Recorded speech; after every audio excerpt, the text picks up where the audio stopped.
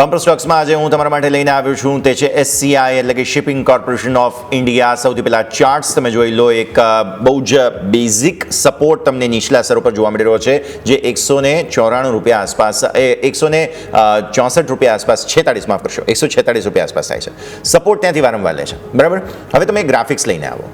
30 રૂપિયા દર 30 રૂપિયા સ્ટોક ઘટે ત્યારે 3 ભાગમાં તમે આ સ્ટોકને ખરીદો તેવી સ્ટ્રેટેજી આપણે અહીંયાથી ખાસ બનાવવી છે. 146નો સ્ટોપ લોસ અહીંયાથી ખાસ આપણે જે 150 આસપાસનો તે રાખીશું. પરિણામ ધીમે ધીમે પણ મક્કમ સુધર્યા છે. હવે તમને સમજો કે 350ને ટાર્ગેટ્સ મેં લીધા છે. મેઇન કામ કંપની જે છે તે પોતાના સેક્ટરની બીજી સૌથી મોટી કંપની છે. માર્જિન સતત જાળવ્યા છે અને સુધારો આપ્યો છે. સ્લો પણ સ્ટેડી ગ્રોથ આપ્યો છે અને હાલના ઘટાડા બાદ ખરીદવાની સારી તક છે.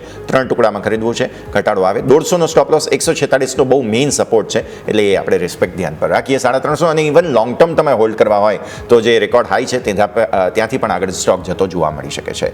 યોમિક, તમે કયો સ્ટોક પસંદ કર્યો છે? જી, મારા તરફથી આજે લઈને આવ્યું છે મિધાની એટલે કે મિશ્ર ધાતુ નિગમ લિમિટેડ. અહીંયા આપણે સ્ટોક પસંદ કરવાના જો કારણ આપણે જોઈએ તો ટેકનિકલી તમે સૌથી પહેલાં નજર કરો 10 EMA અને 50 EMA ત્યાંથી આપણને એક તો સ્ટ્રોંગ સપોર્ટ મળ્યો છે વીકલી ચાર્ટમાં.